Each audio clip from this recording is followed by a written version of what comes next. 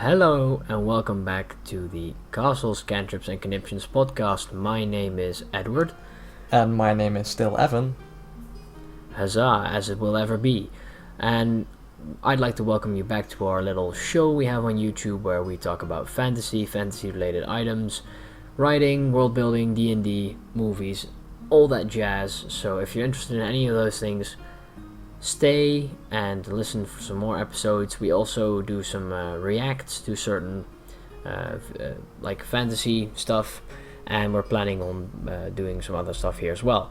So if you're interested, make sure to subscribe and like, and I'll get on to the real video now, or the real podcast. Yes, let's. So, how was your day, Evan? My day was alright. Bit tired, but other than that, it was actually quite a positive day. The weather allows it too, so it's always a Yes, bit. the weather was amazing. You're always a bit more optimistic when the weather is nice and warm and sunny. The feeling of existential dread melts like snow for the sun, literally. Yeah, we had snow like a couple of weeks ago. Yeah, It's it's fucking insane. Ridiculous how quickly the weather changes. Climate change doesn't exist. Alright, whatever. Yeah, my day was good too. I had a little city trip. Did some stuff for like a college, and then that was pretty nice. Yeah, things are happening. But things are happening. Yeah. Yes. So, Yes, you mentioned you had something prepared because we still have like a list to work through. We're getting there. Maybe we'll get to the end of the list in this episode. Maybe, perhaps. We'll see. Yeah, it's not a super big announcement or anything. I just wanted to like kind of talk about this. I'm gonna move soon, and in my new room, me and my dad are trying to figure out a possible way to get a TV table built in my room. Okay. For D&D, which is awesome. And I was wondering if you had a gaming room with a TV table, how would you kind of set that up? And where would I place it, or how would the table look, or What would the room look like? What would the table look like? What would your ideal gaming room / TV table look like? Assuming there would be a TV table in the room. Yeah, so I think we briefly touched upon this subject last time. Yeah, we did. Yeah, so my ideal room would be completely immersed. I would have lights all around the room that I could adjust with an app. So to adjust the color and brightness. Yeah, that's.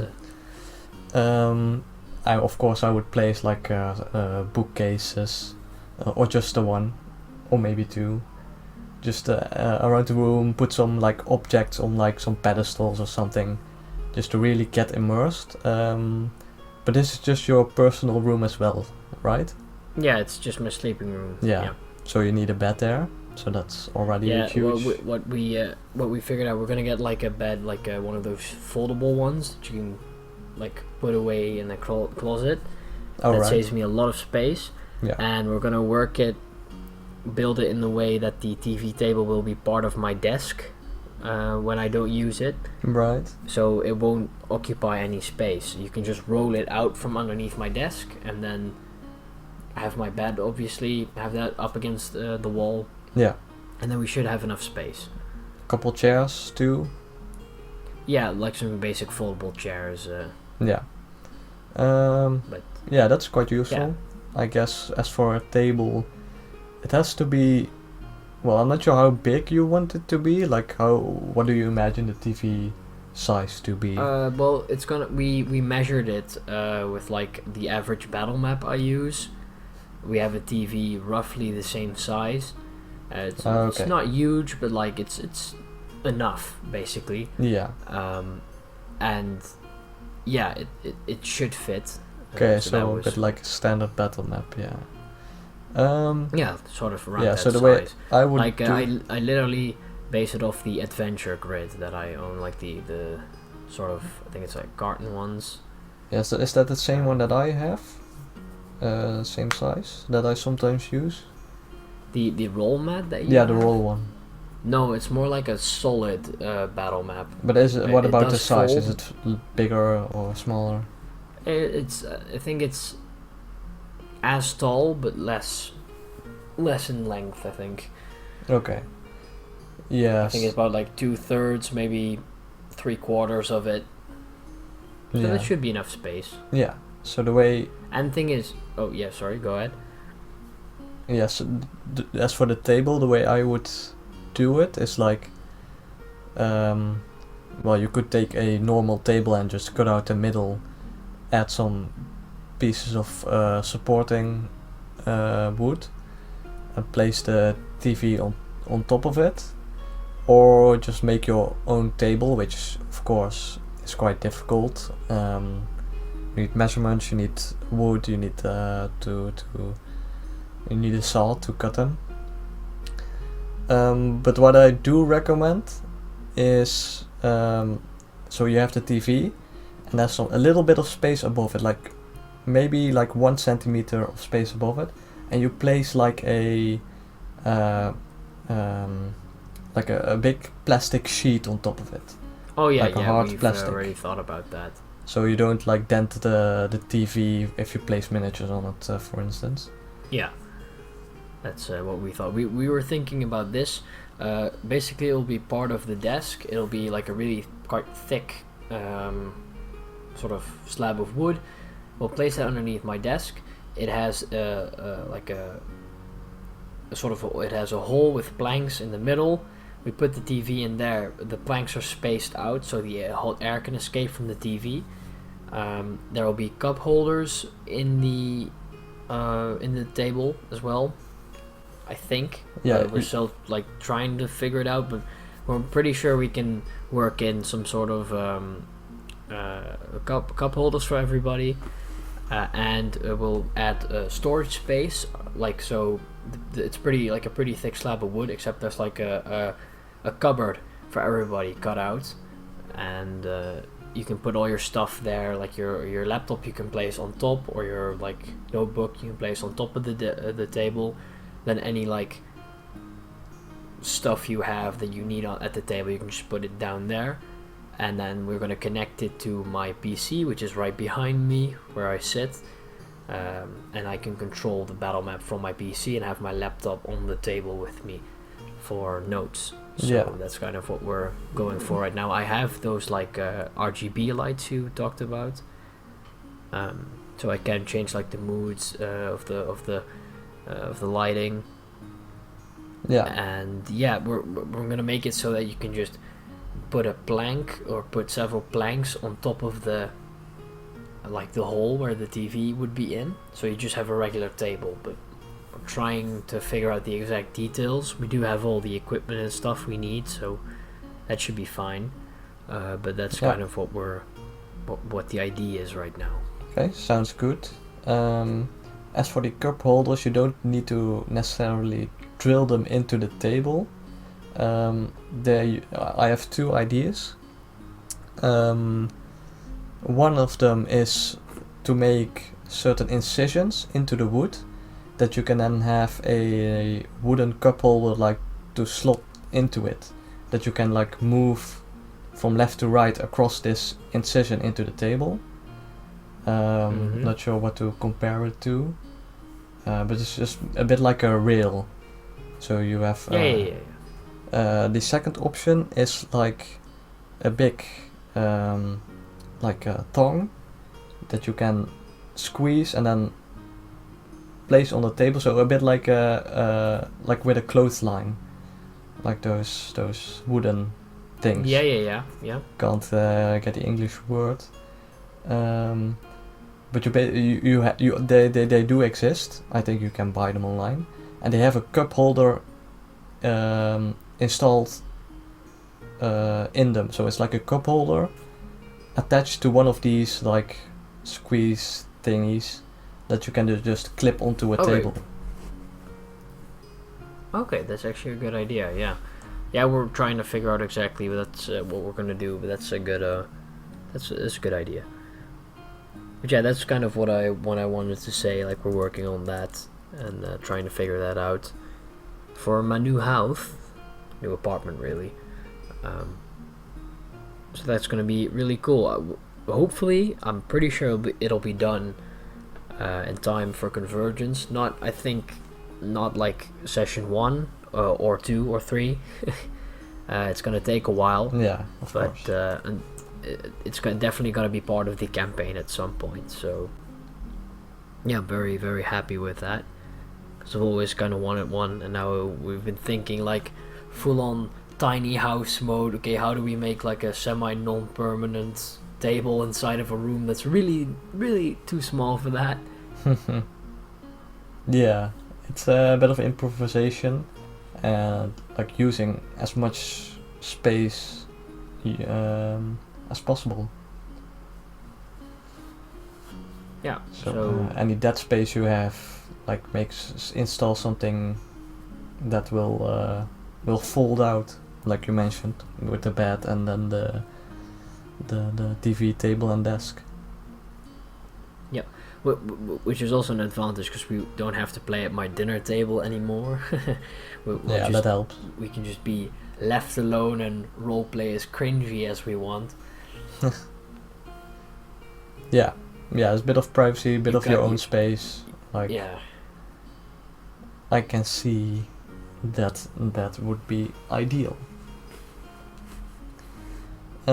I was like, maybe we should cosplay the characters from Convergence, but then I remembered that one of the players is literally a dog, so I'm not sure that's gonna. Maybe they don't. Well, maybe they do want to. No judgments here. A little bit maybe. No. I think I know what you're talking about. We're not gonna do that. All right. Moving on. Right. Well, at least it sounds like a cool idea. I look forward to seeing it. But if it doesn't happen for the first session, it's completely understandable, and we'll have a great time regardless. True. So, anything else, or should I get into some more convergence stuff? Let's just. Sorry? Get into some more convergence stuff. Like I have something like super short, super anytime. fun. So like I'm always looking to upgrade my character with new potions and stuff, right? Yes. So I found this Kickstarter. As of this recording, it still has 7 days to go. It's not for everyone, but I'm always scouring Kickstarter for some interesting new stuff, which is usually books, which this one is as well. And this one is called The Herbal Journal of Cicely Longbottom, a D&D supplement. Oh god, that sounds great. And it's basically like an encyclopedia of like plants, but instead of real plants, there are magical plants, so fictional. Okay.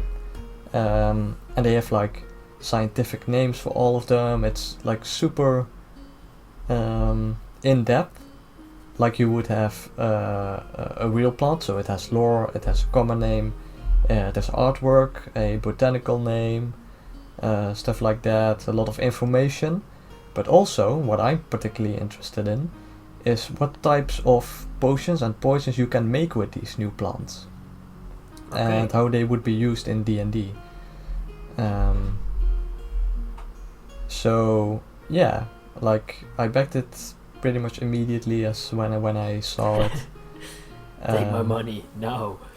Yeah, I looked if the people who created it did some previous Kickstarters, because that's always a good indication to see how committed they are and if they can deliver on the final product that they promise.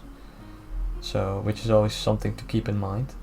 But this seems like it's like a professional like games or like tabletop gaming company that makes these types of supplements.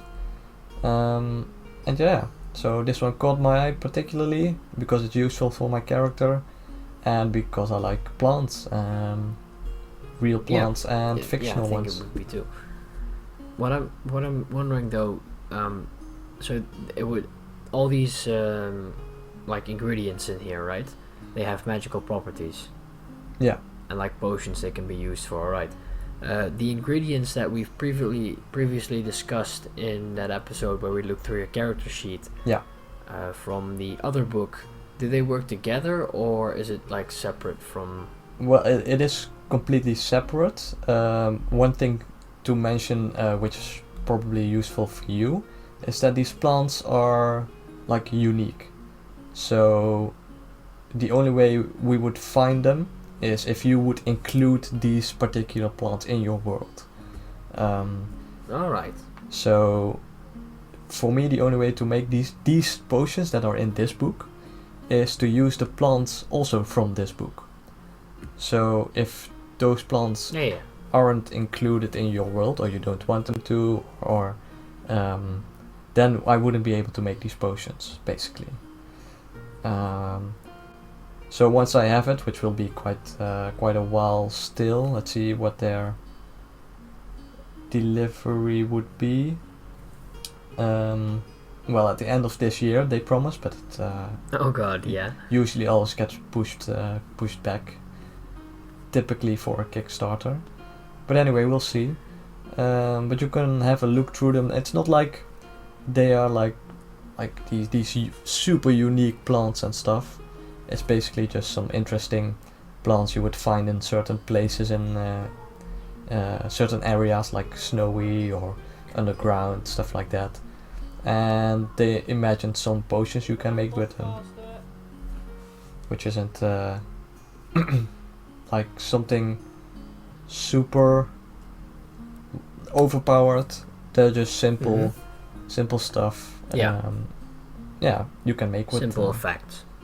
Yeah, simple buffs or poisons that are cool. And those are compatible with 5th edition, so they're balanced. Yeah.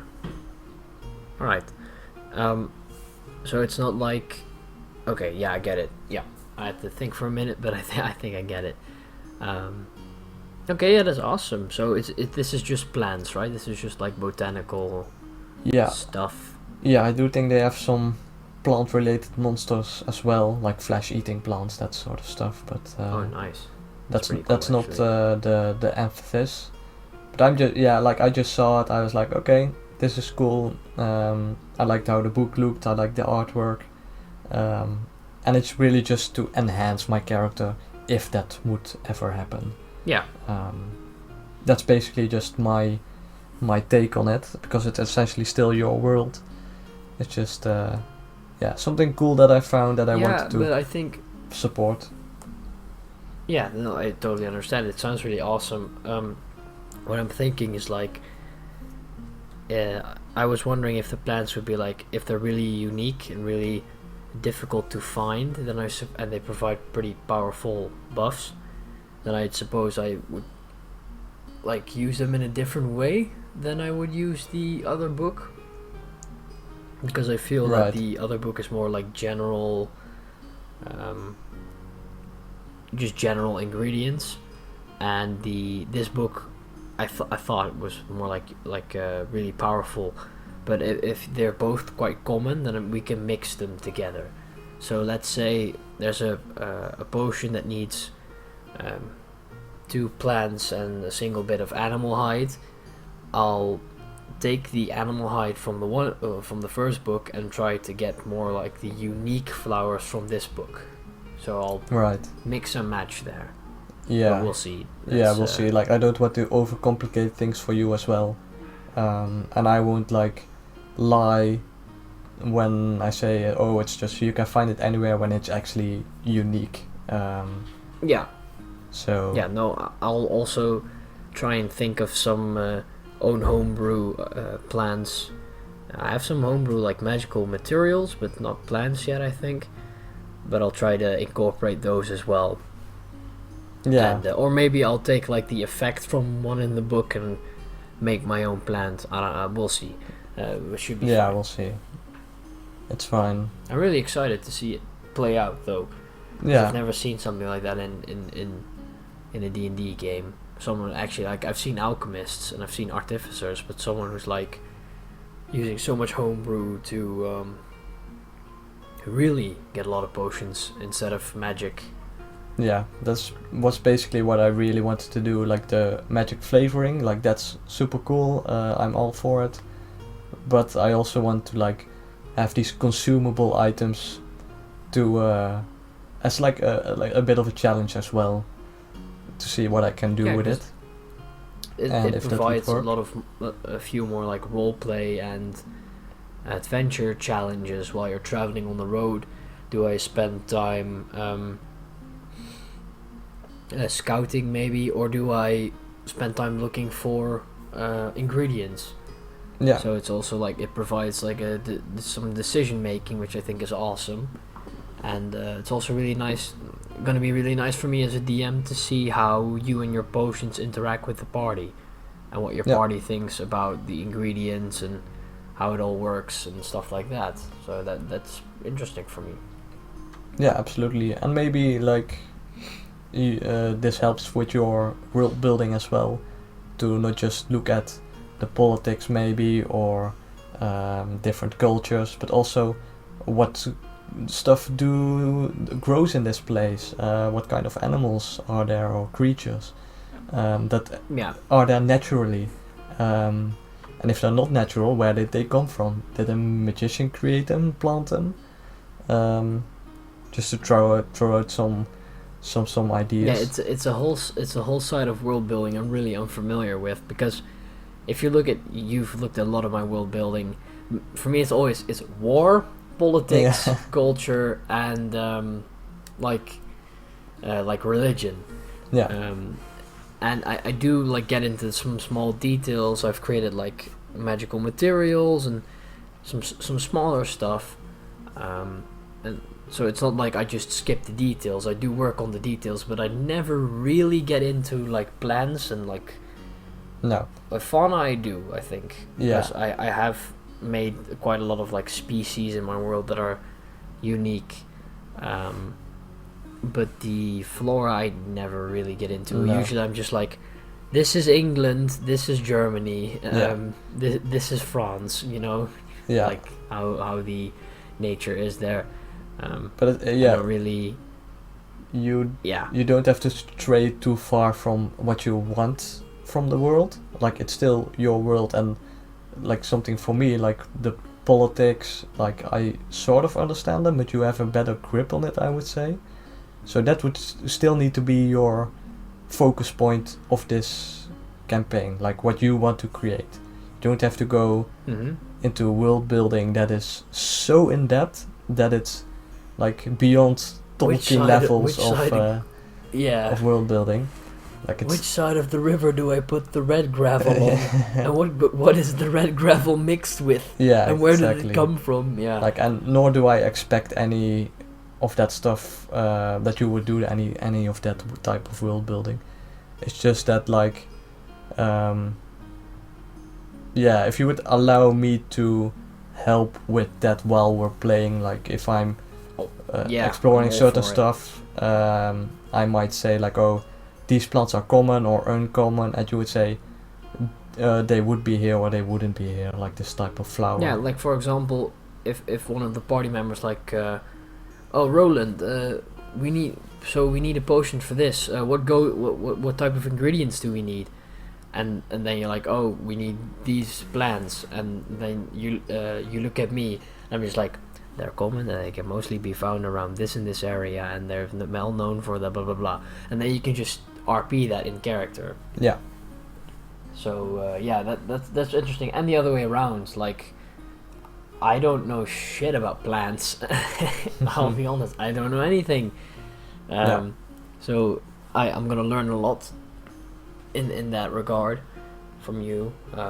And I always like that, learning from players and world building around them, because I have these big events, but the smaller details you kind of almost gloss over, because you're so occupied with okay, I'm having this military conflict and there's multiple parties and whatever. So Yeah, I and think like that's gonna be good for me. the great thing about D&D is also that world building happens while you are already playing. It's not something you need to have finished, like a book or a video game. Like world building can evolve and add some stuff added to it while you are already playing it. So it's not like I mentioned, a book or a game or a movie where you have the finished product and then people will enjoy it. It happens at the same time, which is super cool. Something super unique that D&D achieves that any other type of media or tabletop games or video games can ever do. Yeah, true. Yeah, it's so interesting because like it's exactly what you said. The DM pretty much he gives like a basis for the players to interact with, and from that interaction sparks the rest of the world. And I have a lot prepared. Like I have written a lot of stuff for the world, and most of my detail when I do go into like very tiny details is when I write my NPCs. I do try to make them interesting characters, give them interests, ideals, make every encounter with them as interesting as I can, from a simple merchant to a random passerby. So that's where most of my like really detailed attention goes into. Right. That's going to be interesting watching you guys explore and interact. And what I'm most excited for, and this might sound weird, but have your guys' permanent mark on the world. I already have one permanent mark on the world.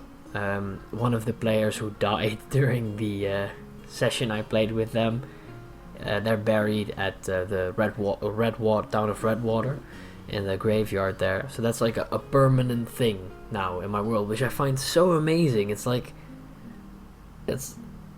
I made this, and now there's people changing it for me. Yeah.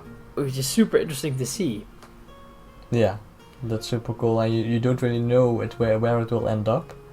No. You sort of have an idea of like... Yeah. But still, like, what the players do at that moment is what people will remember. Like NPCs will remember. And that's something that will continue onto like the larger part of this world and this place and the events that took place there.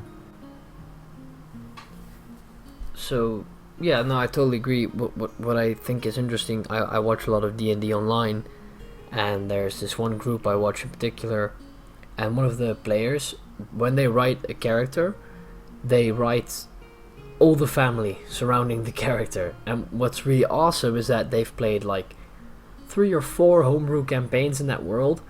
There have been generations that have spawned from one of the player characters. There's now like a country they made, and they're the king, and my god, it's amazing. And like the girlfriend of the PC from that campaign was now the PC in that campaign, but then she went away, and then the sister of her boyfriend it's insane.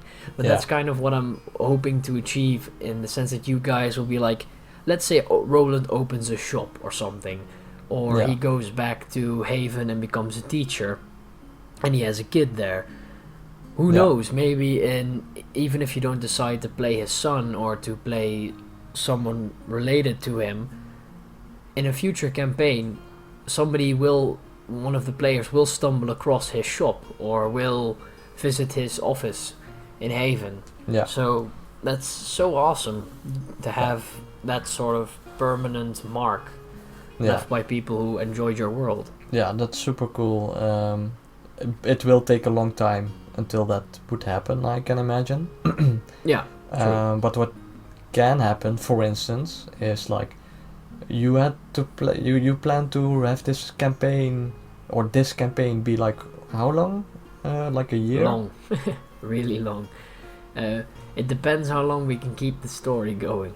Yeah, but I have my main goal set out, and it's gonna hopefully take a while. Yeah, and like maybe eventually down the line, once like players like change and interchange, and some will leave and new ones will enter, you can say, okay, I'll stop the campaign right here and we'll continue with a new party, new members, like 200 years, 300 years into the future. I already have an idea for what I want to do after this. Right. I already have an idea. I've already written a campaign for that as well. Okay. I already know exactly what's gonna happen when you guys finish this. Right. Well, it's a whole new part of the world. Interesting. You've already thought about it, but that's cool. Really cool, really. Yeah, like I said, still looking forward to it. Like, it's going to be a highlight of this year if everything comes together well. Yeah, let's hope it does. So yeah, not sure what I wanted to say something, but I forgot. Oh jeez. Probably wasn't that important, but usually isn't the case. With a lot of stuff we talk about, it's really not. No, that's kind of the whole point of this podcast. Nah, well, whatever. Or maybe I'll remember later, or not. Mm-hmm. Yeah, cool beans. Oh, I remembered something I was gonna say. So yeah, I do, as I said, I want you guys to leave your mark on the world, but don't go around like, oh, we've taken over a kingdom, we are now going to call it Poo Poo Stinky Butthole Kingdom. Right, well, that wouldn't work that's like, realistically anyway, so... No, I know, but like, it's I don't want to be the DM who's like, you can change my world, because it's my world, then you should go write a book. That's not what I'm getting at. What I'm getting at is like, you can change it, and you can form it, and it can be silly, but don't like change the fate of nations because you wanted the chocolate. Now there's a grand war going on over it, and yeah, you know, memes are fine. Dank memes are not okay. Yeah, memes are fine, but all memes aside, we do have to defeat somebody who is very big and bad. Yep. No, that's I think you can mention it on session number 1, but I'm sure like all players will already understand this. You know what was really interesting regarding that? When I first like had the session with those 2 new players, I was half expecting them to be joking around and, you know, poking fun at the NPCs and constantly memeing. Oh my god, were they ever professional? Not like boring professional, but like they immediately picked up roleplay. Yeah, maybe they were a bit nervous. Like you always be a bit more serious when you're away on nervous. Stay nervous, cause damn, that was good. No, you have to get comfortable, but like once you get a bit more comfortable. It was so interesting because they'd never done stuff like that. I think one of them had a little bit of experience with like roleplay just in general, but the other dude was like completely, I've never done anything like this before, and they both were like, okay, we're in character now, and they engaged with NPCs and they explored the town, and I was like, what the hell's going on? I don't have to instruct these people? What? Because with a previous party I played with, I ran a little bit of the Icewind Dale campaign, and this isn't any shade to them. It was really fun, but they were like constantly memeing around and like just causing chaos. They were doing some quests, but like it took us 3 sessions to finish 2 quests, really short fetch ones, or like a kill one. Okay. Because it was just constantly laughing, making jokes, and it's fine. You can have fun, but we still have to like play the game. You know what I mean? Yeah. And I was half expecting that to happen with this group as well, but then these guys were just like, "Oh yeah, we're these people now. Roleplay time." I was so surprised. Yeah, if you just want to have fun and laugh, you can always like hook up with friends on a separate evening and just talk. But I wouldn't say hook up if I was you. Well, what? How else would you? It's normal word. What are you saying? No, that's not what hookup means, man. Just get together. Okay. Is that better? Just hang out. Yeah, Hangouts, because hookup is something else. Well, I guess. You can do that with friends, but do it safe. Okay, that's your Poor brain. choice of words there, Evan. Poor choice of words. Yeah, but you thought about it. So No, I just know what it means. it's both our fault. No, it's not my fault. You're blaming this on me. You're I'm not blaming your blaming this own. on you. Yeah, yes, you are. I'm just literally. Why did you say that? You didn't need to say that. Well, I did, and now it's in the video. In the video, yeah. And now video. now it's on the internet forever. Yeah, nobody cares. Like, Nobody cares. No, no, how many views do we have on the that's last not episode? important. Shut up. Okay. Right. So Anyway, after that quick. Yeah. I have one more topic on the list. One more. Hooking up with friends. Hooking up with friends. That's the topic. No, yeah. No. It's a topic. Speaking of Part hooking 1. up. Don't do it. Speaking of What? hooking up. Nah, I'm just joking. That isn't a bridge. And I want to mention it's this big book right here. Can you see it? Yeah, by the way, for everyone, he's holding it up on our webcams, which we use when we call. He is currently holding the Dark Souls role-playing game book, which we previously Yeah. discussed. Look how thick it is. Remember, we don't have video, mate. This is my finger. I'm not sure if it is. Damn, that Gets that's across. like half a finger long. It's about That's a thick ass book. it's about the same size as like the dungeon Bible, the no. Dungeon Master Guide and Player's Handbook combined. Okay. Well, I suppose it's literally that, isn't it? It's literally just the Dungeon Masters and Player's Handbook combined for Dark Souls. Yeah, well, it's basically also the monster manual included. It's like all 3 core D&D books, but in just one big book for Dark Souls, 5th edition compatible. So what I found, I'm not going to go through all of it. I'm just going to highlight some interesting stuff, if you're okay with it. Sure. This is the first page.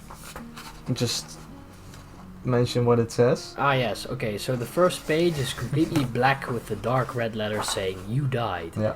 I already noticed it says on the back "Prepare to die" as well. Yeah.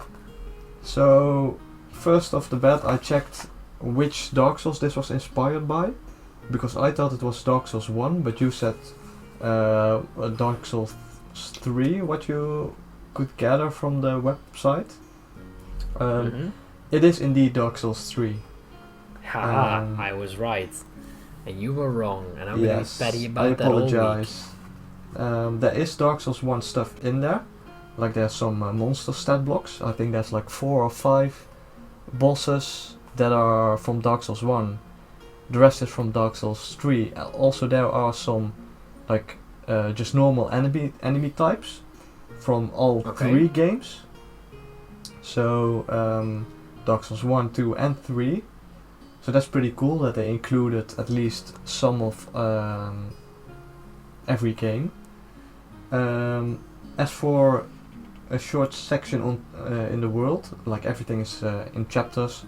So chapter 1 is character generation. Just to go quickly through this, there are all the Dark Souls classes, like Knight, Mercenary, Assassin, Warrior, etc. There's also the Deprived, so that's cool. Nice. No damsels, yeah. Yeah, so these are classes, but they also have a separate, like, backstory almost, which are called Origins. And Origins, sort of like the background in D&D. Yeah, it's function. A bit a combination between a background and a class, like a small class. So, and they're called the Brute, the Fencer, Jack of all trades, and Caster. So, yeah, a bit like the base, like the tank, the DPS, I can do a little bit of everything, and like the magic user, the support probably. I haven't gone through the entire book in detail, just some of the interesting bits that are unique to this book. So that's the second chapter. Like the core rules, so like the Dungeon Master Guide. Chapter 3 is all about magic. So spells, there are 3 types of spells: pyromancer, sorceries, and miracles. Nice. So they have all unique stuff. There are rings you can equip, Okay. just like in the base game. And then there's like a huge section on lore. Oh, great. Lore. Yeah, so they specifically mentioned for this book, they don't go into the details of the lore of Dark Souls. They really just go into like the setting and how you would run a campaign of your own in the world of Dark Souls 3, in the world of Lothric. So they have all these areas from Lothric, so like Cemetery of Ash, Firelink Shrine, Undead Settlement, Cathedral of the Deep, and they just have like general aesthetics of these places and how you would run an adventure in these places or using these places, instead of going into the actual lore of the game. Yeah, I have a question. How would you, if you can disclose this information, of course, how would you approach a campaign like that? Would you have the story be sort of like the game, like that you progress through the areas as you would the game, or would you go more homebrewy and like use locations from it on your own, or how would you go about it? Yeah, so I'm planning a one-shot for this. It's in really early stages still, but it's really only just an idea that I have, and I wanted to take as for the time it would be before the events of Dark Souls 3, so before the game. Okay. So as you can remember, like the game has these bosses in these different places, and the world has a history, and things came to be in this world at some point, and you just happened to be there at one of these important times. But what I would want to do for this one shot, that I probably am going to do, is to have it take place before the game. So some of the enemies and NPCs and bosses you would meet in the game, they would show up somewhere else, and the players would influence the world and the NPCs and the bosses to a point where you would imagine, or where they would be in the game. So yeah, so basically the backstory for Dark Souls 3. Yeah. So to maybe give a small example, maybe you can remember, but in Undead Settlement, like it isn't going to be in the one shot. This is just something I just to give an example. In Undead Settlement, you can find the Pyromancer cellar. He's like in a cage, right? Exactly, in a cage.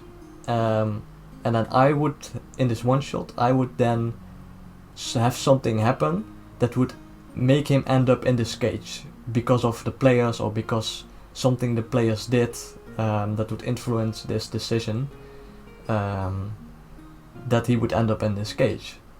So for someone who would know Dark Souls 3, which you do a little bit, so in this one shot, if you want to participate, it would be something you would recognize as well. And then you would be like, hey, I know this NPC, or hey, I know this boss. And then by the end of this one shot, this boss or NPC would be in the place they would be in Dark Souls 3. So you're like, so that's what happened, even though that's not really what happened, because I imagined it. But just something that's recognizable, that's cool, that's... There's something I want to do. Yeah. I want to shave Patches' head. Okay. And right. that would explain why he's bald. Yeah, stuff like that, basically. Just that's what I would want. If really you would run subsequent adventures, they would kind of follow the same line, but I would go explore the other world of Dark Souls as well. So some locations you might have heard about or read in like item descriptions, but then never visited.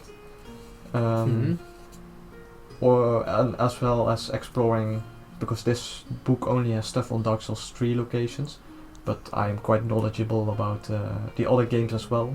So I would run adventures in those places of the other games too. Yeah, that been a bit out of breath. Like once I get started on Dark Souls, I never stop.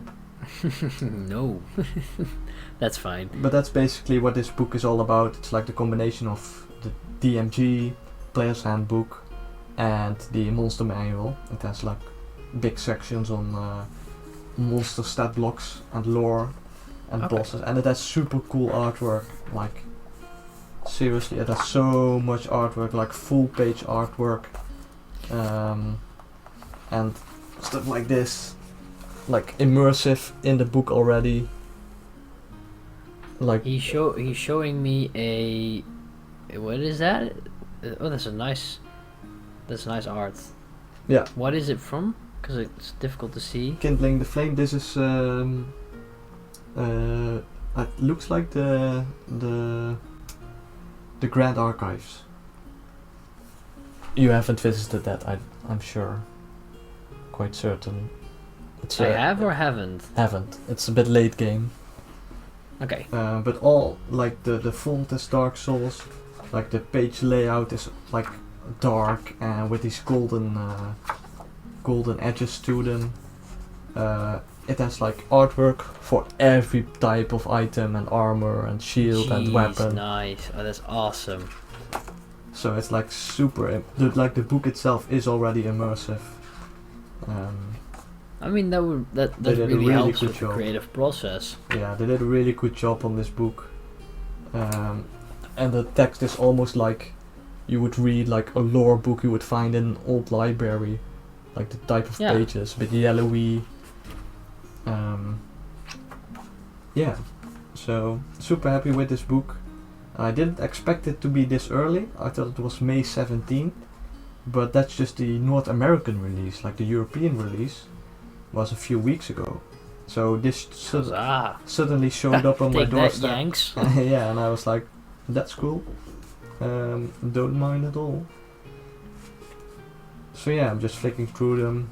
Every enemy has like artwork. Every boss has artwork and stat blocks and legendary attacks and like anything you would want from a Dark Souls book. From just a book in general, game. I feel. Yeah, that too.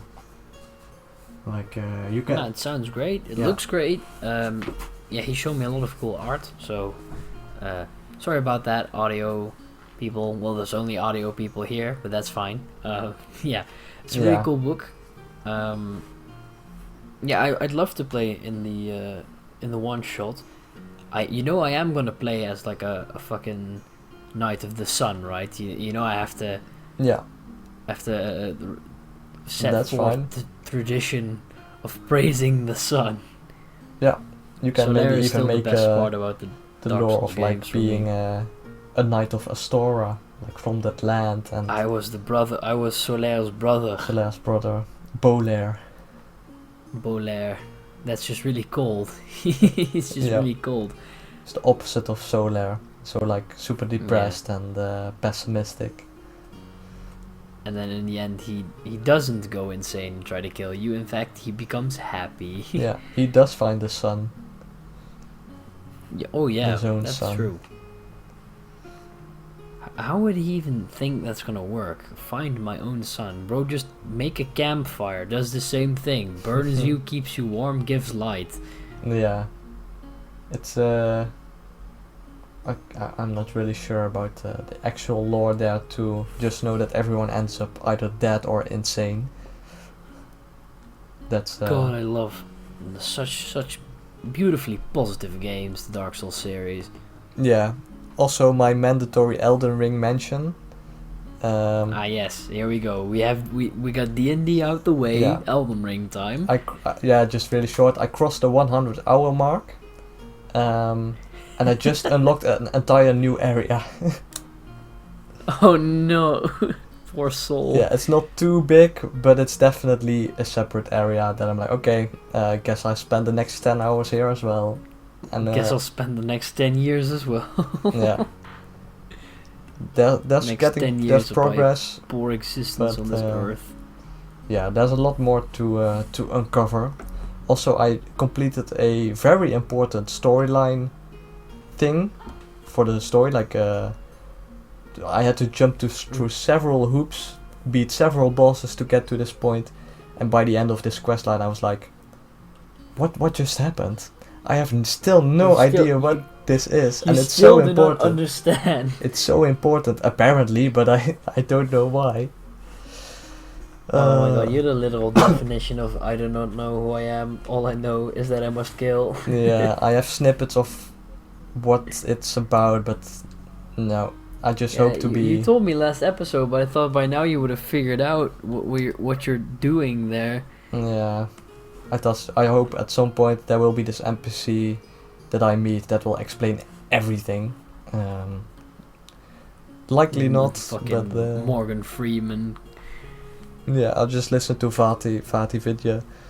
It's basically the same thing. Basically the same thing. Morgan Freeman is Vati is just the Morgan Freeman of Dark Souls. Yeah. As you can Very see true. here, I'll now explain the complete lore of the game. Yeah. He already uploaded a video about the lore, so I'll watch that once I finished the game. Well, that was our mandatory. Yeah, that was my mandatory Elden Ring Ring mention. Moment. Stay tuned for next week. Stay tuned for next week, folks. Welcome back to Elden Ring Radio. We're just gonna call the channel Castles, Cantrips, and Elden Ring. Yeah. So what have you been playing? Armor 3 and Europa Universalis, which are not fantasy games at all. Well, Europa Universalis is fictional. I mean, it's historical, because I play it on like historical mode, but then yeah, what happens is what I cause isn't historical. I have caused the Portuguese Empire to colonize the Americas in like 1400, so bit early. But yeah, like I recently bought it. I've played a lot of Paradox games, Stellaris, Hearts of Iron 4. Also play a lot of Total War games, sorry, including Rome Total War, Shogun, Warhammer. I'm a big guy for like map gaming, map painting, or like strategy games in general. And I hadn't played Europa yet, and one of my friends was like, buy it now, and then we did. I still have to play Victoria 2, but other than that, I think I have them all. I've played Crusader Kings 2 and 3 as well, so I think I have it all. I'm purposely not counting Imperator Rome for good reasons. You're not a fan of it? Playing Europa Universalis. What? You're not a big fan of it? Oh no, not just me. The entire Paradox community. The Europa's been really fun. Learning the game as I always have with Paradox games. It's always different.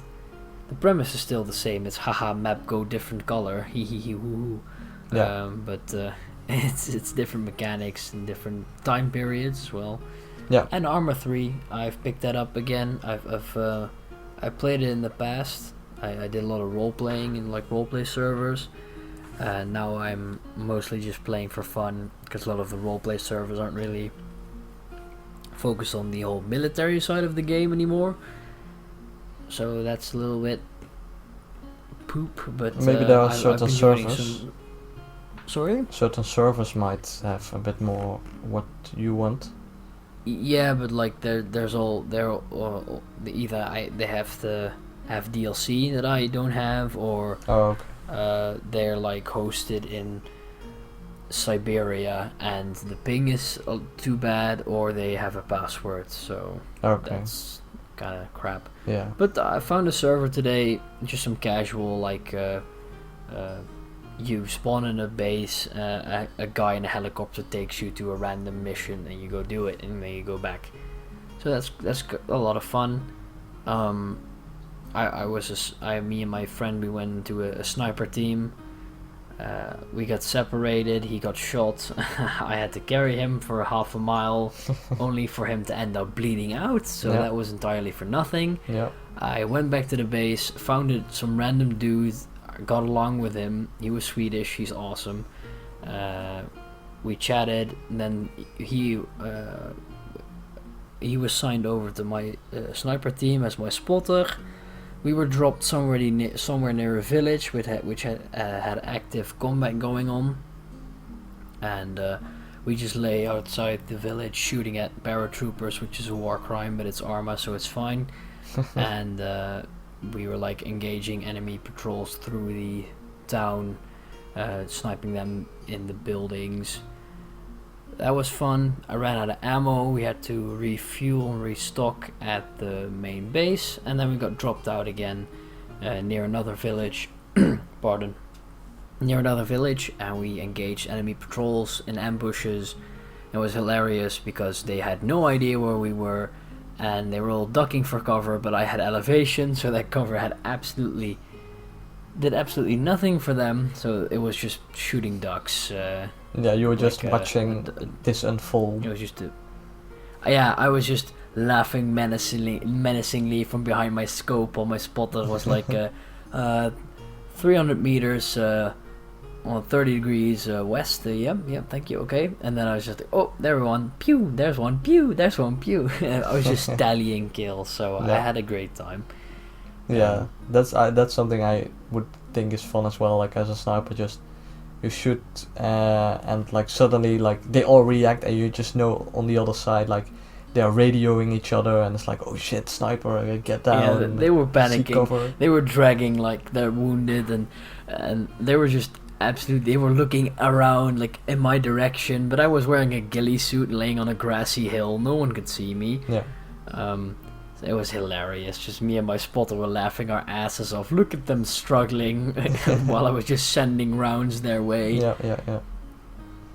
Yeah, I get a little malicious when I do stuff like that. When I'm playing games like that, I shoot they're like trying to drag the wounded. I shoot the wounded. So like, oh, it was all for nothing. Then I shoot the guy carrying the wounded. Yeah, it's and did it help your engagement? We actually ended up failing. Funny thing is, we were supposed to take the town, but we were the only team assigned to it for some reason, and normally they deploy an assault squad or like an armored regiment to take over the town, and we are deployed as like support. We were the only ones deployed there, and we can't take an entire town by ourselves as a sniper and a spotter who has like a submachine gun. No. So we were just shooting their patrols and reinforcements, while one BTR, one of our like lightly armored vehicles, engaged the village, but it was knocked out. So we were just kind of sitting there shooting, and then the mission failed, and we got picked up back to HQ, and that's when I left. So that was a great evening. Yeah, well, at least you had fun. Welcome. Like the castles, cantrips, and like fucking war crimes. It's almost like every episode we now have to think of a new CCC combination. Yeah, we could try that. That could be funny. Let's see, what would be this one? Cannons. Yeah, I was thinking that too. Cannons is the first one. Cannons, close quarter, and cannons and close quarters combat. Close combat. Yeah, I guess that works. Yeah. We need a W in there. We shouldn't make this a usual thing, because I'm going to run out of C words in no time. Apart from one that we'll never use. I mean, it's really simple, yeah, apart from one. YouTube don't like it, so we're not gonna say it. No. But that's kind of been what I've been playing. So colonizing and like playing in the medieval times and being dropped off with another dude in the middle of an arid Mediterranean island and shoot a bunch of terrorists. Yeah, it's always fun to have just a game you can lay back and just shoot some stuff. Oh, Arma isn't laid back for me at all. I get way too into it. But you were a sniper. I start That's sweating pretty laid back. profusely when I see an enemy. Oh yeah, I was pretty laid back during sniping, but like moving towards the zone where we'll be operating and stuff like that. That's the scary part for me. And flying in a helicopter, because I've been in a lot of Arma helicopter crashes, and for some reason I'm always the guy who survives. I've survived like 3, and I had to carry my entire team back to base and call them medevac. So, Right. Yeah, Yeah. it's a fun game. It's Yeah, a fun that's game. If you quite can find intense, the I right guess. people to play it with and the right moment to play it, then it's a great game. Yeah. Yeah, I would agree. I never played it myself, but it's always on my wish list. But I'm not really the type of person that would engage with random people on the internet, especially not via microphone. I'm all for it. I'm Yeah. so annoying on the internet. Yeah. I just started chatting to people in the helicopters, like, where are you guys from? And we all sang Wheels on the Bus, go round and round in the helicopter while you're being deployed. Yeah. So that's always fun. We had a little tea party in the middle of a field being shot at by artillery. Yeah. That was so fun. You're taking artillery fire, get down! We were like, okay, and we just sat down and just talked while eating MREs straight from the bag. Yeah, I do watch those videos, like they're always fun. Like just that's stuff people get it's in. very easily achievable, the weird stuff people do in Arma. Yeah, not just Arma, I think any game that has like that type of gameplay and multiplayer. Just get into just some massive weird multiplayer, stuff. really. Yeah, I can Yeah. definitely see the appeal. So yeah, yeah, I mean, it's a big commitment to play, and it's like really you take like half an hour to really set up your controls and to get familiar with the mechanics. Because when I was playing that like a year or 2 ago, because I haven't played it in a long time, and I recently just started picking it up again, I realized I was making so many dumb like errors that I really didn't need to make. For example, I was like, okay, I need to bring a lot of ammo because I'm used to Call of Duty where I practically have unlimited ammo, and I have a gun chambered in 5.56. Sure, all right, cool. What would I do? I just grab random magazines, assuming that they would fit into my gun. just pick Still assault rifle up magazines, but like 7.62 or something like that. So Yeah, just have completely wrong calibers and then complain why my gun wouldn't work. yeah. Or jammed. So that's in the game as well. Like you can just pick stuff up, but it won't work.